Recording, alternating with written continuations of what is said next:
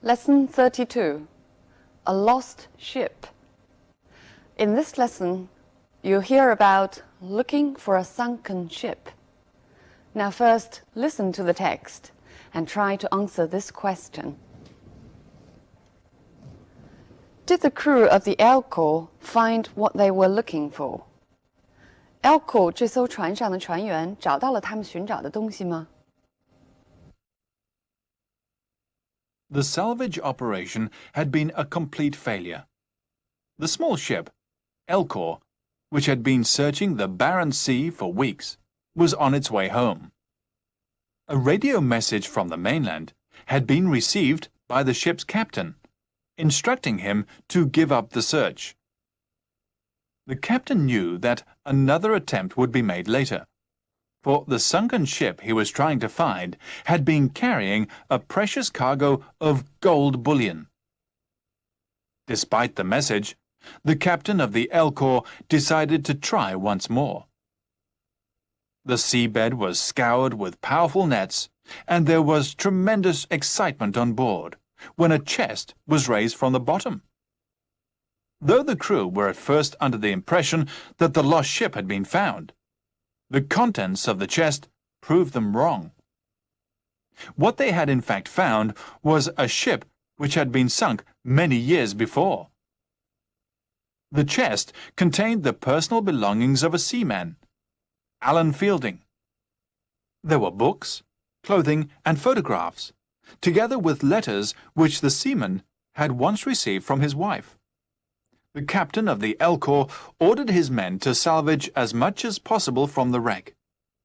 Nothing of value was found, but the numerous items which were brought to the surface proved to be of great interest. From a heavy gun that was raised, the captain realized that the ship must have been a cruiser. In another chest, which contained the belongings of a ship's officer, there was an unfinished letter which had been written on March 14, 1943. The captain learned from the letter that the name of the lost ship was the Karen. The most valuable find of all was the ship's logbook, parts of which it was still possible to read. From this, the captain was able to piece together all the information that had come to light. The Karen had been sailing in a convoy to Russia when she was torpedoed by an enemy submarine. This was later confirmed by a naval official at the Ministry of Defense after the Elcor had returned home. All the items that were found were sent to the War Museum. So did the crew of the Elcor find what they were looking for? No, they didn't find what they were looking for, but instead they found another sunken ship. The text actually describes a salvage which aimed at one ship, but found another ship by chance. 本来要找寻的这艘船呢，是因为船上的东西非常的有价值。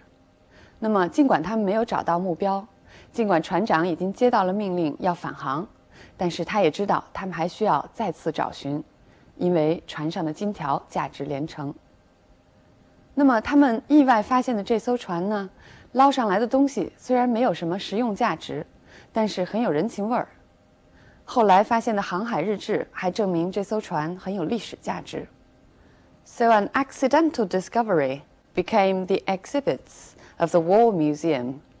It's not necessarily less valuable than the gold bullion that they didn't find. 这篇课文呢，描述的就是这样一段经过。它是一个技术性的文章。It's a descriptive essay, written in a style that is objective and factual. 它的遣词造句呢，也很像报道文章，讲求真实和客观。Right, now let's look at some language points in this text. The salvage operation had been a complete failure. Salvage 在这里呢是用作名词使用，意思是 the act of saving, especially saving ships or buildings from sinking or fire and flood. Salvage 在这里用作名词使用， it means the act of saving, especially saving ships or buildings from sinking, fire, or blood. 它呢，尤其是指打捞沉船，或者在火灾或者水灾之中营救建筑物。It can also be used as a verb. 它也可以用作动词使用。It means save or rescue. 当它在课文中再次出现的时候，就是用作动词使用的。The captain of the Alcor ordered his men to salvage as much as possible from the wreck. 从沉船的残骸中打捞出东西来。Salvage from. Look at one more example. We managed to salvage a few pieces of furniture from the fire. 我们终于呢从火中抢救出来几件家具。Operation. Here it means a set of actions for a particular purpose. 为了一个什么样的目的，这样进行的行动。The salvage operation. 打捞行动。Or a rescue operation. 营救行动。Or a search operation. 搜寻计划。The sunken ship he was trying to find had been carrying a precious cargo of gold bullion. Sunken, here it means fallen to the bottom of the sea, 沉在海底的。注意 sunken 用作形容词使用的时候，只能放在被修饰的名词之前，就是说要用作定语使用。像课文里的 the sunken ship 放在被修饰的 ship 之前。那么我们知道，动词的过去分词也可以用作形容词使用。sink 它的过去式和过去分词都是 sunk， 但是当 sunk 用作形容词使用的时候，只能用作表语。For example, what they had in fact found was a ship which had been sunk many years before. 这里呢 sunk 就不能用 sunken 来替代。Despite the message, the captain of the Alcor decided to try once more. Despite, 尽管或者不顾接到的这个消息。It's equal to in spite of. Despite 跟 in spite of 是一样的。这句话也可以表达成为 In spite of the message, the captain decided to try once more. 那么我们来看看 despite 这个词的用法。课文中 despite the message 是用 despite 后边加上名词，它后边也可以加上 doing something or the fact that and then add a clause。它后边呢也可以接 the fact that 引导的一个从句。Look at the examples. Despite having been there twice, he failed to find the place. 尽管已经去过那儿2次了，他还是没有找到地方。那么这里用的是 despite doing something， 也可以用 despite the fact that 来表达。这句话就变成 Despite the fact that he had been there twice, he failed to find the place. The seabed was scoured with powerful nets. Bed here means bottom. 这里的 bed 是海底的意思。那么河床就是 river bed. Be scoured with powerful nets. 用结实的网把海床搜索了一遍。Scour means seek or search very carefully. It also indicates that going over a place where something must be found. 那么 scour 比 seek 和 search 的搜寻程度都要更为仔细，它尤其是指在一个很可能发现目标的范围内搜寻。Look at this example. The police scoured the neighborhood for the missing child. 警方在附近地区搜寻这个失踪的孩子。It indicates that they believed that the missing child could be found in this neighborhood. Though the crew were at first under the impression that the lost ship had been found, be under the impression means you believe something wrongly because of its appearance. 因为事情的表象呢，而错误地相信什么事情。Look at this example. I was under the impression that they were married. Means I thought wrongly that they were married. The contents of the chest proved them wrong. 注意，这里 content 使用的是复数形式。It usually indicates things inside a box or a room, etc. 那么它用复数的时候呢，是指在一间屋子或者在一个盒子里头的东西。Here it means the things contained in the chest. And we learned this sentence before. The custom officer went through the contents of my suitcase carefully. 那么这里 contents 指的就是我的箱子里的东西。We use content in singular form to mean the content of a writing or a composition. Content 用作单数使用的时候，是指一个作品或者写的东西里的内容。For example, now let's first talk about the content of the text. 我们先来谈一谈课文的内容。Nothing of value was found. Of value means valuable or worth a lot of money. 值钱的。Look at one more example. Fortunately, the thief did not take anything of value. 值得庆幸的是，这个贼并没有拿走任何值钱的东西。所以呢 of 后边加上一个名词，它其实起的是形容词的作用。这句话中又出现了一个 of 加上名词的用法 of great interest. It means having quality that attracts attention. We often say places of interest, 意思就是名胜。Or in this example, this book will be of particular interest to those who study history.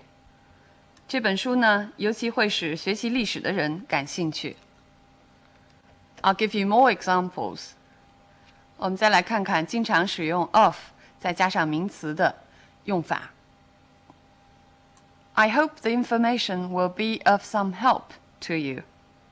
It means I hope the information will be helpful to you. 还经常使用 of use, which means useful. The items which were brought to the surface. Surface here means the top of water, 水面或者海面。